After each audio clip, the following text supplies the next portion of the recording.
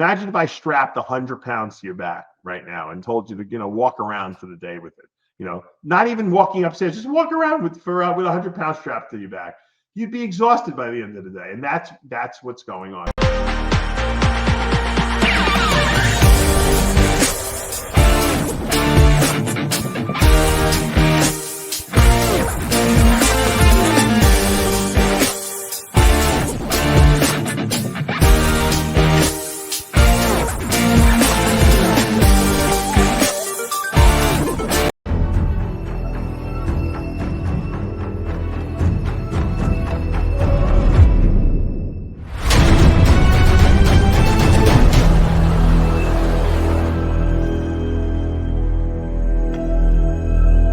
I created Species Nutrition with one mission in mind: to provide bodybuilders and serious athletes with no-nonsense supplements that work.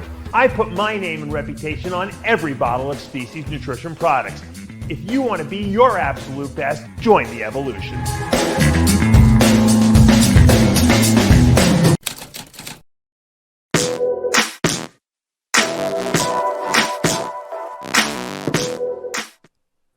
RX Television, RxMuscle.com. This is Ask Dave, your 30-minute question and answer show with Dave Palumbo. Bodybuilding, non-bodybuilding, we have you covered. We're going to go straight into the questions. The first two questions on this show from the Dave Palumbo Experience app. Good day, Dave. So I'm guessing he's either British or Australian. During depletion training, the last week before competition, should you train normally, lower volume, heavy weight, or is it better to do lighter weight and more volume?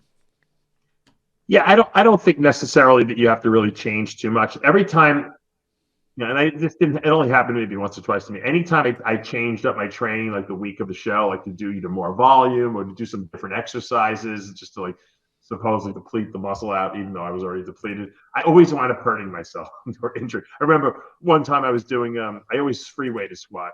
I would free weight squat up until, usually the week before the show. So I was a week out. I said, I'm just going to do some Smith machine squats. And instead of, I normally do 600-pound squats, even right up until 2 weeks out from the show I was doing it. I said, I'll just go up to 400 on the Smith machine. And because the Smith machine kind of locks you in because you can't really adjust because the machine kind of stabilizes the weight, I tweaked something in my quad. I almost tore my quad. So after that, I said, never again am I going to switch up what I do. So I would just train the way you do, maybe do a little less volume if you're maybe combining a body part for the last workout or something like that. I usually would do my last leg workout on like Saturday or Sunday before the week before the show. Then I would do maybe back on Monday, or back and triceps, and then chest and biceps, and then shoulders on Wednesday.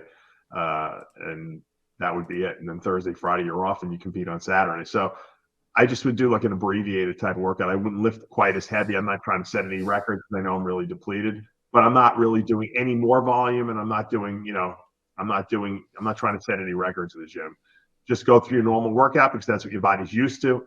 And then give yourself those 2 days at the end of the week to kind of just, let your body heal up. So that by the time Saturday comes around, you're going to be looking your best ever. And that's the key. If you don't take days off or you work right up to the day of the show, a lot of times you look very depleted on stage, and that's not what you're trying to do. You're trying to come in full from glycogen loading. And if you're working out, obviously you're depleting glycogen because you don't want to train those last 2 days. So you want to be full, but yet you want the muscles to be hard, which means they need to heal. So you got to give them those extra days to heal. That's the most important. Second question, again, these questions from the Dave Palumbo Experience app. Dave, I know you recommend to test all your gear. Your thoughts on some of the UGL labs making the, quote, blends? I see a lot of these, quote, cut mixes, which are normally 100 mg test probe, 100 mg masteron probe, and 100 mg tren ace per 1 ml. Firstly, will the roid test kit be available to test the blend? Secondly, do you think these blends are worth it? Yeah, I really believe that a lot of these underground labs are purposely doing this so that you can't test them, because the roid test will not test blends. They only test the single drug, mixes, because it fudges the results, obviously, because each compound has a different color change. So you need to do them separately. And I don't like combined formulas. Not that it's not good, but I like to dictate how much of each compound is in that 1 ml. So sometimes you want to do, some guys are doing 300 milligrams of testosterone, per shot, every other day. Some people are doing 200, and that might be combined with, a different, trenbolone, or it might be combined with masteron, and everyone has different dosages. So I don't like that they're kind of picking the ratios of all those drugs. To me, especially in today's world, we never know what you're getting, if it's real or not. Go with the single compound drugs so that you can test them with the roid test kits that we sell at davepalumbo.com, and if what you're getting is real.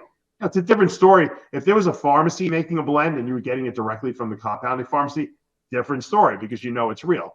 But when you can't be sure of what you're doing is real, they could be putting all test propionate in there, and you're paying a lot of money for a high-end blend, and you're just getting a lot of testosterone. So to me, I would stay away from it. Those two questions, by the way, from the Dave Palumbo Experience app, which is available through iTunes and Android store. You download it. It's $29 a month. You get me as a coach in your back pocket. You get access to all my writings in the past, all my videos I've ever done in one place compiled. I do a Q&A video just for the app every single week. It's like an extra version of an extra Ask Dave you're going to get. And I answer everyone's questions on the app, all the app members, in an open forum, so everyone sees everyone's questions, everyone's answers. We put up a workout every single week, so you guys can follow that. I know a lot of people like to change up their workouts, and it's a great resource, because as new information comes out, it's being added to the app constantly, so you're constantly learning. And once again, I want to thank you guys for the support over the years, because I know a lot of people subscribe to it. The memberships have been going up and up and up, and once again, I appreciate it, and that's what inspires me to keep going. Also, in 2 weeks, we'll have the Secrets to Becoming a Diet Guru course. That's going to be February 24th. That's Saturday, February 24th. It'll be 9 a.m. Eastern Standard to 6 p.m. You sign up. There's a link on my davepalumbo.com website. You click that, and it'll take you to the site, and you can sign up. And it's going to be 8 hours. It's 9 hours with 1 hour for lunch. And you're going to get nonstop Dave Palumbo. You'll learn everything about diet, supplementation, performance-enhancing drugs, how to write cycles, off-season, pre-contest, men, women, detoxification, site enhancement oils, everything we talk about in this thing. Plus, you get a 100-page manual. It's my Secrets to Becoming a Diet Guru book that I wrote. You will get a copy of that in PDF format, and it's that alone is worth the price of admission. So, guys, sign up. There's plenty of availability. The great thing with the online course is that it's recorded, so you guys can watch it as many times as you want in the coming months or years, whatever, so that you can keep refreshing your brain. So check that out. Let's go to our Facebook and Instagram questions. Again, if you're not already following us on Facebook, just go into the search bar, type in RxMuscle. On Instagram, official_RxMuscle. Let's go to Socrates Lopez. Do you include EAAs or electrolyte drinks towards the daily water intake, or just plain water? I don't ever measure water. The only people I'll measure water on are people who just don't drink all day long. If someone tells me, Dave, maybe I get a glass of water, or maybe I drink, 1 glass of liquid the whole day, and I know that's not good, then those people I might give a requirement to make sure you get a gallon in. But for most people who are dieting, you're starving. So most of the time you're drinking, whether it be, Gatorade Zeros or diet, drinks, diet sodas and stuff like that. You don't have to get water only. I mean, anything that doesn't have sugar in it, which is what you're going to be drinking while you're dieting, is considered a liquid. It's considered a hydrating liquid. So there's nothing wrong with, doing it with flavors in it, as long as you're not getting extra calories that are building up too much. So like I drink these Propels, and this is the new thing I like for some reason. I don't know why I just got onto it. I like the fact that they're clear, they have no coloring in them. They sell them all over the place, all the supermarkets and everything like that, and they have 0 calories. These are great. They taste good, and they go down well, and you get the hydration from it. And some of the Propels are electrolyte Propels, and that's the ones I get. So they got sodium, potassium in there, so that you can make sure that you're well hydrated. Because sometimes I wake up in the morning and I'm really dehydrated from the whole night. And, I want to go to the gym first thing in the morning. So I'll knock down one of those things, I'll have a little meal, and then I'll go. And I feel much better since I've been doing that. So, I mean, once again, you don't have to over drink. I think sometimes over drinking waters down your electrolytes and can cause cramping. So in other words, more is not better. So at least, try to get a gallon a day. Most people do indirectly, but there's no reason why you should be guzzling before bed. Oh, I didn't get enough water and I got to drink extra water. Water doesn't burn fat. Okay. It just keeps you hydrated. Let's go to Ja Turi. Recent Evan Centopani video, he says he doesn't care about fiber, and it's a quote anti-nutrient. Your thoughts? I didn't see the video, so it's hard for me to comment on it. I'd like to see the context that it was written in. I mean, fiber is an anti. You don't absorb it; it's a non-absorbable carbohydrate, but it has a lot of health benefits. Number one, soluble fiber specifically. That's what's the majority of fiberlyze is made of. Feeds the gut bacteria. So the gut bacteria actually feed off of soluble fiber. They ferment it. When they ferment it, they actually produce short chain and medium chain fats. And they go into the bloodstream and they actually go to the liver. They tell the liver, stop releasing so much glucose, which is great when you're dieting because less glucose released from the liver means less insulin, which means you're going to burn fat better. So that's really good for fat burning purposes. Also, when the gut bacteria ferment this stuff, in other words, eat it, they can divide and they improve their health. So you're basically nurturing those gut bacteria and giving them what they need to eat, not the crappy, disgusting, fast foods that they don't want. They want soluble fiber. So how many people actually think about eating stuff that will feed the gut bacteria? That's important as well. Plus, soluble fiber, because it bulks up your stool, it makes the colon contract harder. The colon is a muscle. You can't work the colon. It's an involuntary muscle. But by eating, big fiber meals or fiber, supplements like Fiberlyze causes the gut to work out. It's like you're giving it a workout. And if you're doing it twice a day, you're giving it its workout twice a day, which is going to get the gut bacteria, is going to get the colon to release toxins and move the waste through the colon at a good rate. And it's going to make the colon more muscular, which is going to make the colon be able to keep moving waste. Because as we get older, the colon, atrophies from non-use. And that's why a lot of people in their older age, women hit it more, usually around their late 30s, men in the late 40s, they get constipated because the colon gets too weak and it can't move the waste product through the colon efficiently. And it backs up, you get stagnation. And I can't tell you how many women I work with, who have constipation. As soon as I get them on Fiberlyze, and I have to start low, half a serving once a day. We build up to a half a serving twice a day. Then we build up to a full serving twice a day. And once that musculature builds up in their colon, the constipation goes away. So there's a lot of really, really good, reasons to use a fiber supplement. Also, soluble fiber lowers LDL cholesterol. So if you have a cholesterol problem, a lot of people, I put on my Omega-Lyze, which is essential fats, and Fiberlyze, and it goes down. And their LDL that was elevated goes into normal range. They don't have to take any medications. So once again, there's so many great reasons why you should be using a fiber supplement. You're not using it to get any nutrients. You're not getting it to build muscle. You're getting it for all the reasons I just gave you, which are a tremendous amount of reason to use it. So I don't know why anyone out there would not be using a fiber supplement, to be honest with you. Let's go to Clint Estate. So we do get a lot of questions about pre-contest in terms of making weight for certain divisions. But his question is more so as far as explaining the process of the weight cut for division limit and then to revolumize. Water loading, then restricting will help lose how many pounds for the weigh-in. So I guess the whole process of making a weight, then revolumizing for your best state shape. Well, number one, it depends on how much weight you have to lose. If you have to lose like 3 to 5 pounds, it's not really a big deal. You can most of the time just not eat a lot that day of the weigh-in, and you can deplete at that. Sometimes I'll give guys a half or women a half a diazide in the morning when they wake up. By the time they get to weigh-in, they're down 4, 5, 6 pounds. Now, if you have to lose 10, 12 pounds, that's a different story. You might have to really carb deplete, and get your weight down as low as you can, and then take a diuretic on top of that. And then on top of that, sometimes you have to go into the sauna and really dehydrate. I hate having to do that, but sometimes it's necessary. Now, it also depends on how much time you have after weigh-in to refill up. Sometimes it's 12 hours. You're getting on stage the next morning. Sometimes it's 2 days. So if you have 2 days, there's no reason to panic. You just come in depleted. You make weight, and then you start carving up and drinking normally. If you have 12 hours, you're going to have to drink something, right? Because you've been basically probably all day restricting fluids to try to make that weight. And, I usually start guys on their protein carb, meals with a little fat in there. And I have them drink, and then before bed, if I feel like they're dry still, I give them another diuretic. If if I feel they maybe are holding a little bit of water from all the drinking and eating we did over the last 12 hours, I might give them a half a thiazide before bed. So it really depends on how people look and how their body responds. But you have to have a strategy. If you don't have a strategy, you're going to fail ultimately. You're not going to look your best. Let's go to Alan Minch. Best probiotic product take to restore gut health after oral PEDs have messed it up. You know, to be honest, oral steroids don't really kill gut bacteria. They're a little liver toxic, but I haven't noticed that they mess up gut. I mean, they might irritate your gut, but they don't really mess with the bacteria in there or the probiotic bacteria in there.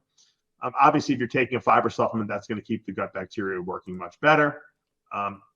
I've used Natren, natren.com, Natren. They have like a powder. I like their powdered probiotics. They have one called Megadophilus, and they have one called Bifidofactor. And I've alternated every other day with, like a half a teaspoon of that. Usually I mix it into my Fiberlife shake, believe it or not. We have a new product coming out, which it's an old product that's being made new. It's our Protolyze high protein pudding. It's 30 grams of protein per serving. Delicious, very low carb, very low fat. It was one of our most popular selling products. I wanted to make it better, of course. And one of the ingredients we used were not available anymore. So we reformulated it, tastes delicious, and we added a heat stable probiotic blend, which is great because the stuff I mentioned from Natren, you have to keep refrigerated all the time. So it's a little bit of a pain in the neck. The Protolyze, it's shelf stable. It doesn't matter if it's room temperature or if it's a little warmer. These probiotics do not activate until they're wet. So as soon as you mix it into the shake, then they reinvigorate themselves. And then when they get into your gut, they'll seed your gut. So basically what you have to do is, you can do a serving of that a day, and that'll solve your probiotic needs once that comes out. For now, if you have a real bad depletion, maybe you were on a course of antibiotics that not only killed the infection you had, but it might have wiped out your gut bacteria and you have a lot of diarrhea. I would recommend doing the Natren. That's a little more, potent. Get the Bifidofactor and the Megadophilus. Once again, you can mix it right into your Fiberlife shake before bed. That's what I've done in the past. Let's go to Carlos Canizales. Your most stubborn muscle part, and how did you bring it up? And I guess I will add to that. Generally, when you work with a client, depending on upon their weak part that they're looking to bring up, what are your general principles on bringing up a weak part? Usually a body part is weak. Number one, because either you're not training it properly or because it's just genetically weak and it doesn't recover well. The problem is for most people, what they do is they overtrain it because they think, all right, my arms are weak. I'm going to train my arms 3 times a week. Well, your arms may be weak because you're overtraining them or they don't recover well. And then you're going and throwing more sets in there, and that just makes the situation worse usually. So that's not always the best. Now, what I usually do with clients is if they have a weak body part, first thing I do is I tell them, all right, I want you to send me video of you training that body part so I can watch their form. And a lot of times they're doing partial reps. They're not going all the way down. Maybe they're letting gravity pull the weight down. They're not controlling the negative enough.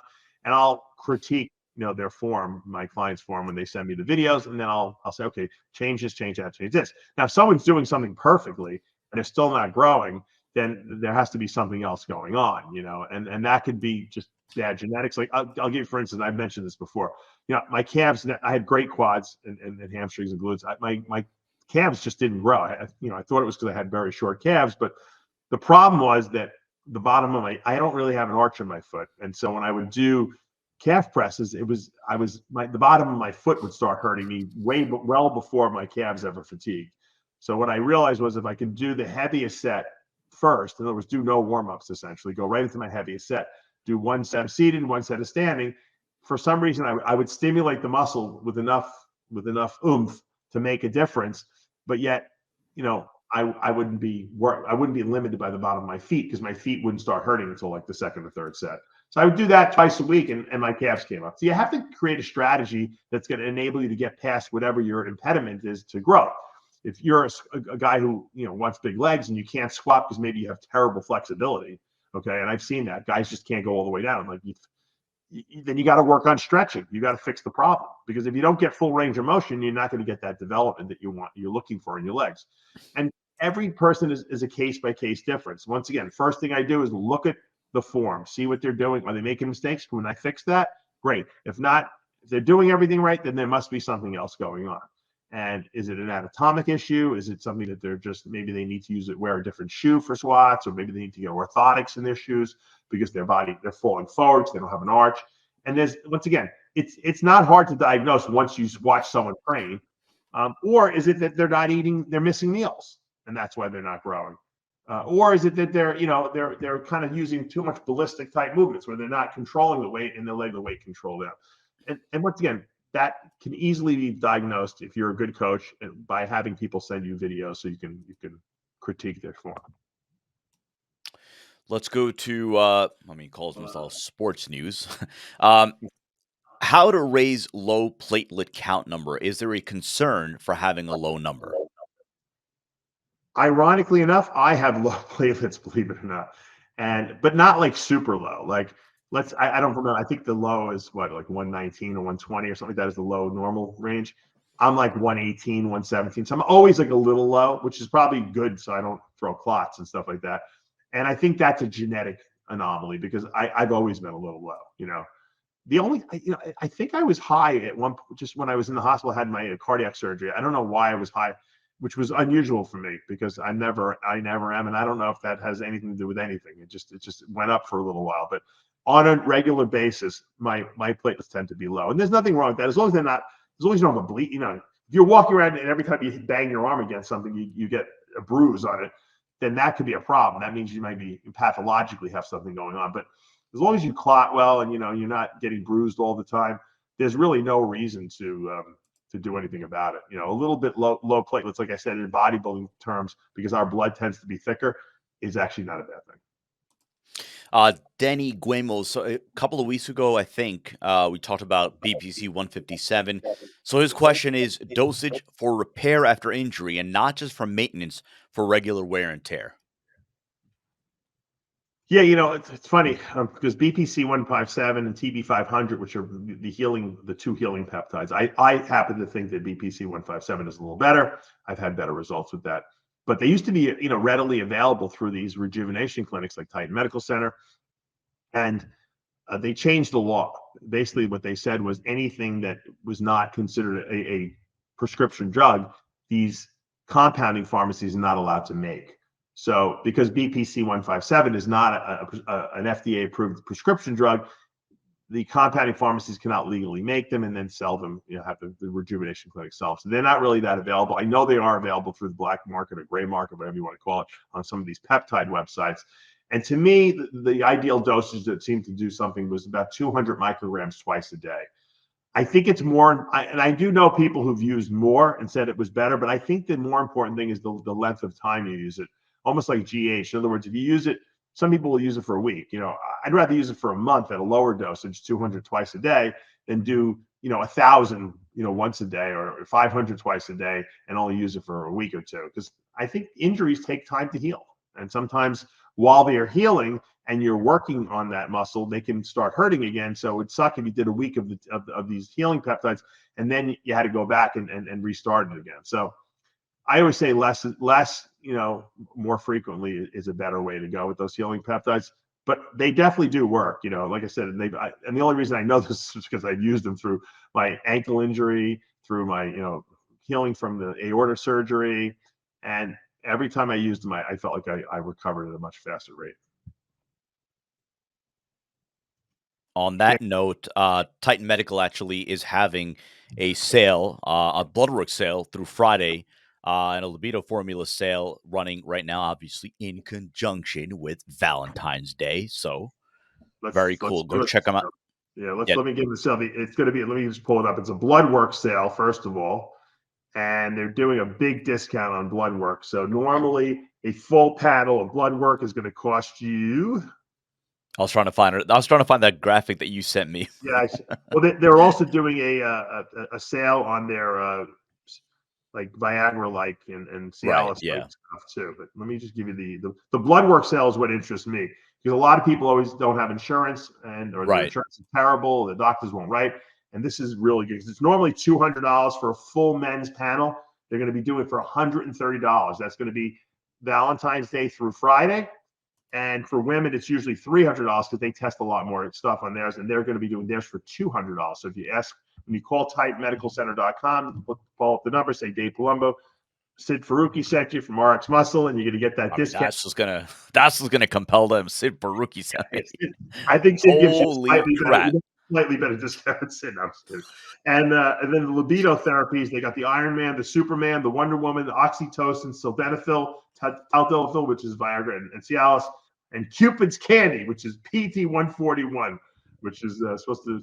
I haven't used it myself, but I hear it makes you, if you have any problems, being aroused, that's going to really help you out a lot. So you can ask them when you call typemedicalcenter.com. You can ask them about all those therapies and what the pricing is on them and what they suggest, because they can tell you, given whatever problem you might have or whatever you want to do to have a better day of sex, they will give you a recommendation on one of their formulas. So check them out.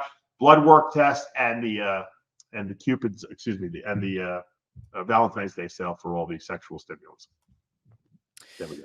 We go back to the question. Let's go to Beard King Lives or Beard King Lives. Great name either way. Obviously, genetics is a key factor in anything. Someone who never touched PEDs until TRT at 35 and decides to push the limits of bodybuilding to become a mass monster. How many years do you think they could push the limits without killing their long-term health? If you can, give a hypothetical idea in terms of progression through those years, no limiting injuries or health risks counted.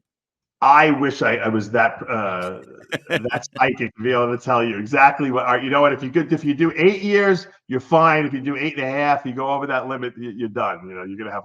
I don't know. Everyone's different. There's no way to know. The best thing I can tell you is while you're on gear, get your blood work done. Check your blood pressure daily. Check your fasting blood sugars, like I always tell people. To make sure you're controlling blood sugars. And, every once in a while, as you get older, get the cardiac CT scan to see how your heart's doing, get an echocardiogram. As long as you're keeping up with your health markers and everything's looking good, then you can keep going. Some people have negative, results right away, and they can't do it. Some people's bodies are more resilient. I knew a guy who would take 8 anadrols a day, and then he was fine. His liver enzymes wouldn't go up. He ate no problem. And then I know, I took a half of Anadrol a day and I couldn't take him for a week. I felt terrible on him. So you just don't know how people's body will respond. And that's why it's impossible to give a one size fits all answer to that question. The best thing I can do is tell you to monitor all your health markers. And then you'll know if something's a little off, you can back off a little bit and fix that. That not knowing is going to be the most dangerous thing, because you can be damaging your body and you're not checking your health markers. You don't even know you're damaging them, and you don't know that you should be taking some time off, and you keep pushing, and that's when people run into problems.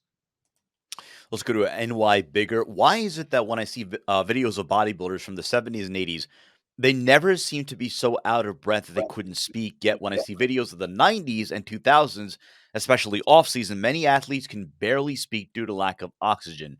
Would you say that the earlier bodybuilders were healthier than those of today, and then I guess also of the 90s and 2000s, early 2000s? Yeah, I got a perfect answer for that. And actually, because I can tell you, because firsthand I can tell you, when I got to 300 plus pounds, I was winded all the time, and you notice you're breathing heavier, and going up a flight, putting your shoes on and tying your shoes was a chore. I mean, think about it. Imagine if I strapped 100 pounds to your back right now and told you to, walk around for the day with it. Not even walking upstairs, just walk around with 100 pounds strapped to your back. You'd be exhausted by the end of the day, and that's what's going on. So as the weights have gone up, early 80s, even into the very early 90s, no one was that big. No one got bigger than 250 in the off season, and those are the really big guys like Haney and guys like that. Getting into the late 90s, late 90s, guys were going up to over 300 pounds. And so I think that people were, taxing their body a lot more with that. Obviously, the more muscle you put on, the more water you hold. I was at 315, I probably held 20 pounds of extra water. I don't think it was all muscle, because when I would start dieting, the first 2 weeks, I'd lose 18, 20 pounds. And I would get down to like a leaner, not a 295, and then I would diet my fat down from there. So the bigger you get, the more water you hold, and the more water you hold, it makes it harder to breathe. It makes it harder for your heart to beat. It's raising your blood pressure. So I couldn't wait till I started dieting it sometimes, because you would lose all that bloat and you would feel a lot better, lighter on your feet. You wouldn't breathe as heavy. You wouldn't snore as bad. Comes with the territory. We do get a lot of questions that obviously have been asked many times over the course of the years that we've been doing the show, but here and there, good to have a refresher. VIP Lav or VIP Lav Takur, your thoughts on halotestin? Back in the early 90s to mid 90s, there was no trenbolone around. There was Parabon, but there was none of the fast acting tren acetate. And we would use 20 milligrams a day of halotestin the last 2 weeks before competitions to really harden up, because halotestin is a pure androgen. It has no muscle building qualities whatsoever. It just helps your body store glycogen, and it makes you really in a bad mood. I promise you that. And we would do that. They would do that the last 2 weeks. And guys today still do that, actually. Halotestin is not that easy to find anymore, but if it is, people do. But if you're on trenbolone acetate, you really don't need the halotestin. I don't think it does that much more. But before there was tren acetate, I definitely noticed the difference when I would take the halotestin the last 2 weeks. Once again, highly androgenic steroids help you store glycogen at much, much higher and more efficient rates.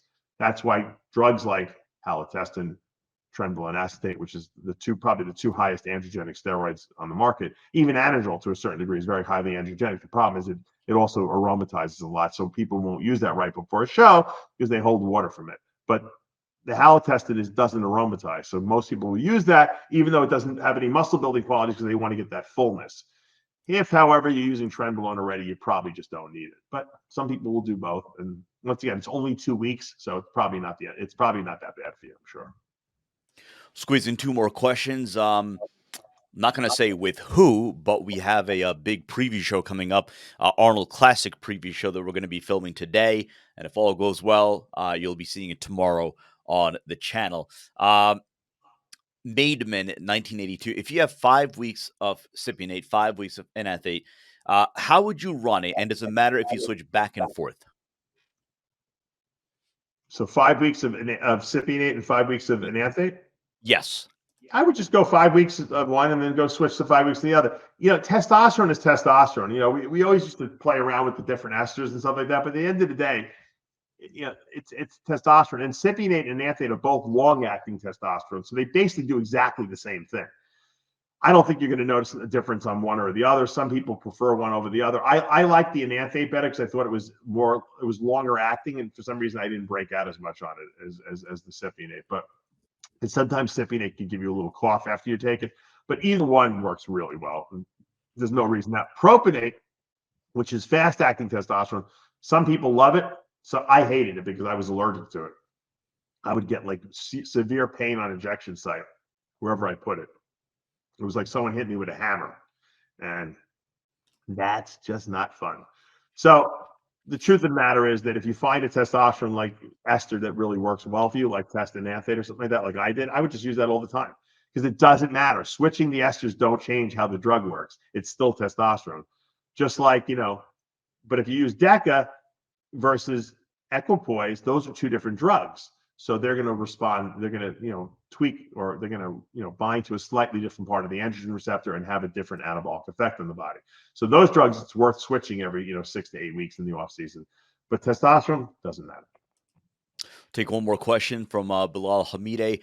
How far out from stage competition day do you shave your body? I've heard shaving too close can affect tan or water retention. Yeah, I usually for Saturday morning show, I would shave my last time on Thursday night, because usually we're putting on Protan. Actually, was it Thursday? Yeah, Thursday morning usually, because I used to start putting Protan on Thursday, all day Friday, and then touch up on Saturday. Nowadays with spray tanning, you might be able to get away with doing your last shave on Thursday night, because they usually only spray tan you on Friday and Saturday, and it makes it a lot easier than having to deal with that. There are people that I know that I work with that are so hairy that they have to shave like Friday morning. If they don't, they'll be a beast by Saturday. There's not that many people like that, but that's fine. The more time you can give your skin a rest from the potential irritation of the razor, the less water will come through the skin, and the drier you should look. So if you can If you don't, hair doesn't grow that fast, and you can get away with shaving on Thursday night as your last shave, and then you have or I should say Thursday morning. You have all day Thursday and Friday, and then whatever goes on Saturday. That's probably the best bet, because shaving, just by the fact that even if you're not cutting yourself, you're kind of abrading the skin a little bit and irritating it, and that is going to cause a little bit of inflammation. And you got to be careful what you use. I always used to shave, and I still to this day I'll shave with dial soap, because dial soap is antibacterial. So I don't want to get infected hair follicles or anything like that. And that seemed to work really well for me.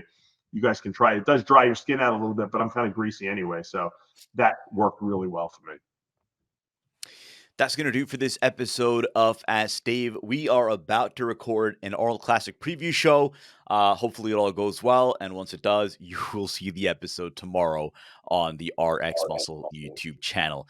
If you like what you're watching, comment below, hit the like button, hit the subscribe button, hit the notification bell. You're not going to miss anything between now and the Arnold Classic. And then, of course, everything the weekend of the Arnold Classic. For Dave Palumbo, I'm Sadiq Faruqi. We'll see you next time.